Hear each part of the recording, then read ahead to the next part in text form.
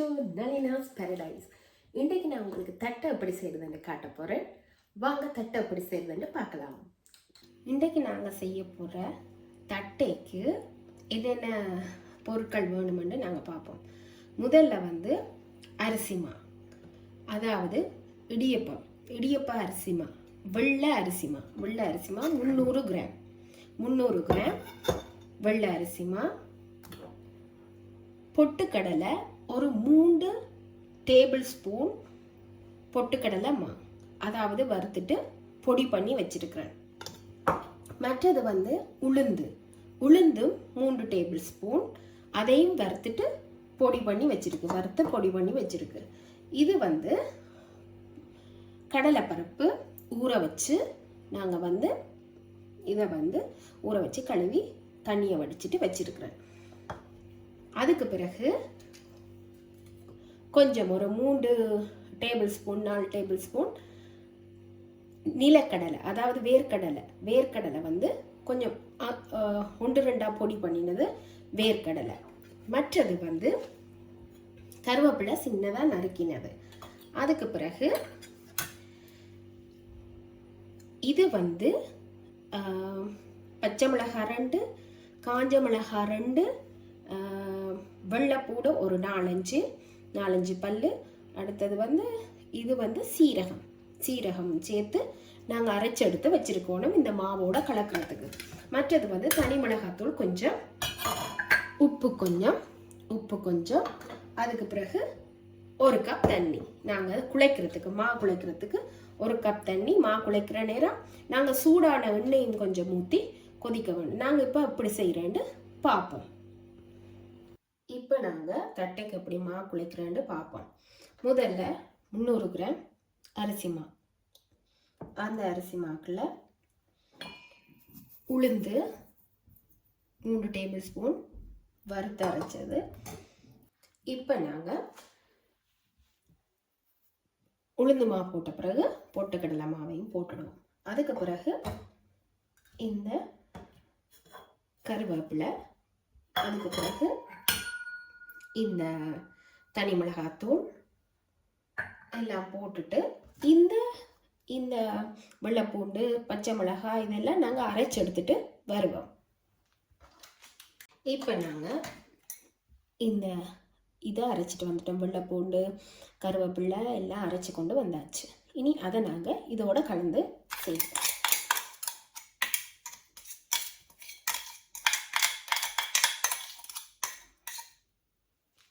இனி இந்த கடலைப்பருப்பை போட்டுக்கொள்ளலாம். இது ஊற வச்சு கழுவி தண்ணி வடித்து வச்சது.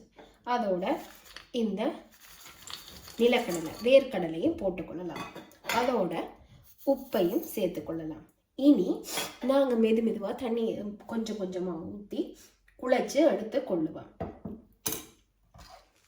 எல்லாத்தையும் போட்டு கொஞ்சம் பிசைஞ்சிட்டு அதுக்கு பிறகு நாங்கள் கொஞ்சம் தண்ணியை விட்டு குழைச்சி கொள்ளுவோம். இப்போ நாங்கள் தண்ணியை விட்டு மெதுவாக குழைச்சி கொள்ளுவோம். கொஞ்சமாக தண்ணி விட்டு குழைச்சி கொள்ளணும். ஏனென்றால் கூட தண்ணி விட்டிங்கன்னா அப்படியே இதாக போயிடும். கொஞ்சமாக தண்ணியை விட்டு அந்த மாவை குழைச்சி கொள்ளுங்க. நான் முழுசாக குழைச்சிட்டு உங்களுக்கு காட்டுறேன். நான் உங்களுக்கு சொல்ல மறந்துட்டேன்னு நினைக்கிறேன். வறுத்த நிலக்கடலையை தான் 1-2 நீங்கள் உடைச்சிட்டு நீங்கள் போடணும். ஓகே, உங்களுக்கு இன்னொன்று நான் சொல்ல மறந்துட்டேன். இதில் வீடியோலையும் காட்டையில் சூடாக்கின எண்ணெயும் கொஞ்சம் இதோடு சேர்த்து கலந்து நீங்கள் பிசைஞ்சு கொள்ளலாம். அப்போ கொஞ்சம் மொறுமொறுப்பாக நல்ல இதாக வரும். நல்ல உடைச்சா டக்குன்னு உடையும். அப்படி உடைகிற அளவுக்கு வரும். நீங்கள் பொரிச்ச, அதாவது சூடாக்கின, நீங்கள் பொரிக்கிறதுக்கு சூடாக்குற எண்ணெய் இருக்குது தானே, அந்த எண்ணெயில் ஒரு 3 டேபிள் ஸ்பூன் 3 டேபிள் ஸ்பூனை நீங்கள் எடுத்து அதுக்குள்ளே போட்டு அதையும் சேர்ந்து கலந்து பிசைஞ்சால் இன்னும் நல்லா வரும். இப்போ பிசைஞ்சிட்டு உங்களுக்கு காட்டுறேன். இப்போ பாருங்கள் இந்த மா எப்படி குழைச்சிருக்கணும். இங்கே பாருங்கள், ஆக தண்ணியாகவும் இல்லாமல் கொஞ்சம் கொஞ்சம் தட்டை உருண்டை பிடிச்சு இப்படி உருண்டை பிடிச்சு தட்டை தட்டுற மாதிரி இருக்கணும். இப்படி உருண்டை பிடிக்கக்கூடிய மாதிரி தட்டை தட்டுற மாதிரி இருக்கணும். இந்த அளவு பதத்தில் நீங்கள் வந்து இந்த தட்டமாவை பிசைஞ்சு கொள்ளலாம். இப்போ நாங்கள் எப்படி தட்டை தட்டுறதுன்னு பார்ப்போம். இப்போ நாங்கள் இந்த தட்டையை தட்டி எடுக்கிறதுக்கு முதல்ல மாவை உருண்டையாக பிடிச்சு கொள்வோம். உருண்டையாக பிடிச்சு இந்த அளவு அப்படின்னு சொல்கிறேன்டா, தேசிக்காய் இருக்குது, குட்டி தேசிக்காய், அந்த அளவுக்கு நீங்கள் மாவை உருண்டை பிடிச்சி எடுத்துட்டிங்கன்னா எல்லாம் உருண்டை பிடிச்சி வச்சுட்டா உங்களுக்கு வந்து தட்டி பொரிக்கிறதுக்கு ஈஸியாக இருக்கும். நான் எல்லாத்தையும் உருண்டையாக்கிட்டு உங்களுக்கு தட்டுறது அப்படின்னு காட்டுறேன். இப்போ நாங்கள் தட்டையை எப்படி தட்டுறதுன்னு பார்க்கலாம். இப்படி ஒரு பேக்கிங் ஷீட் இருக்குது. பேக்கிங் ஷீட் எடுத்திங்கன்னா உங்களுக்கு ஈஸி. ஒரேடியாக தட்டி வச்சுட்டு அதுக்கப்புறம் பொரிக்கலாம் உங்களுக்கு. அப்போ நீங்கள் ஒவ்வொரு தட்டையாக இப்படி வச்சுட்டு இப்படி தட்டுனீங்கன்னா, இல்லாட்டி இப்படி வச்சுட்டு நீங்கள் ஒரு பாத்திரத்தால் அமர்த்தி விட்டீங்கன்னா அது அப்படியே ரவுண்டாக வரும். இப்படி வச்சு விடுங்க. வச்சுட்டு அதுக்கு பிறகு நாங்கள் அமர்த்தலாம். இப்படி வச்சுட்டு இந்த இதை போல் வச்சுட்டு அதுக்கு பிறகு நீங்கள் இப்படியே மூடிட்டு அப்படி அமர்த்தி தட்டுனால் தட்டை ஏதாவது ஒரு டம்ளராலையோ அப்படியே வந்துடும் தட்டை. ஆனால் ஆக வந்து தடிமனாக இல்லாமல், அதாவது மொத்தமாக இல்லாமல் நீங்கள் வந்து ஒரு அளவு இங்கிலீஷாக அப்படி தட்டி எடுத்துக்கொள்ளுங்க. எல்லாத்தையும் தட்டி எடுத்துக்கொள்ளுங்க. எல்லாத்தையும் தட்டி எடுத்து வச்சுட்டு நாங்கள் பொரிக்கிறத பார்க்கலாம். இப்படி எடுத்தீங்கன்னா பேக்கிங் ஷீட்டோடபடி அதை ஆயில் பேப்பர் தானே, இந்த அளவுக்கு தட்டி எடுங்க. இந்த அளவுக்கு தட்டி எடுத்தீங்கன்னா இந்த இப்படி இருக்கும்.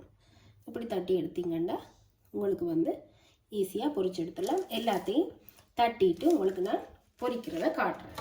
இப்போ பாருங்கள், இந்த தட்டையை வந்து அப்படியே பேக்கிங் ஷீட்டோடையே நான் ஒரு தட்டில் வச்சு கொண்டு வந்துட்டு அதை மெதுவாக அடுத்து இதுக்குள்ளே போட போகிறோம். அப்போ உங்களுக்கு ஈஸியாக இருக்கும்.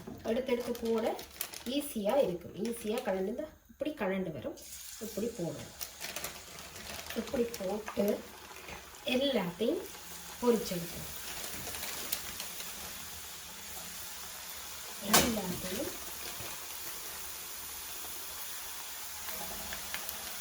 பொரிச்செடுத்துக்கொண்டு கொஞ்சம் கொஞ்சமாக போட்டு பொரிச்சிடணும். கொஞ்சம் கொஞ்சமாக போட்டு பொரிச்சு எடுத்து இப்படி திருப்பி விட்டுட்டு மீடியம் ஃப்ளேமில் வச்சு ஆகக்கூட இதை விடாதீங்க. என்னது நெருப்பை விடாதீங்க. நெருப்பை விட்டீங்கன்னா கருகிடும், உள்ளுக்கு வேகாது. அப்போ கொஞ்சம் நீங்கள் மெதுவாக ஃப்ளேமை வச்சுக்கொண்டு இதை வந்து பொரிச்சு எடுத்தால் உங்களுக்கு வரும். நல்ல வடிவாக உங்களுக்கு ஒரு தட்டை, நல்ல டேஸ்டான தட்டை உங்களுக்கு கிடைக்கும். நான் எல்லாத்தையும் பொரிச்சிட்டு இந்த மாதிரி வரும். அதுக்கு பிறகு இந்த பபிள்ஸ் எல்லாம் அடங்கின உடனே மெதுவாக நாங்கள் இந்த தட்டையை தட்டுக்கு மாற்றலாம்.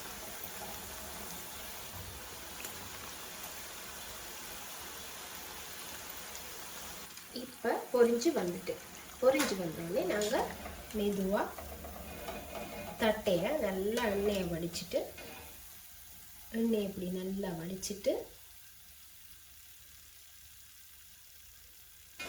அதை வந்து இந்த போடையில் பார்த்தீங்கன்னா கிறிஸ்பி சத்தம், இந்த கிறிஸ்பி சத்தம் கேட்கும். இப்படி போட தட்டில் போட கிறிஸ்பி இப்படி பொழுகிற சத்தம் கேட்கணும். இப்படி நான் எல்லாத்தையும் பொரிச்சிட்டு உங்களுக்கு காட்டுறேன்.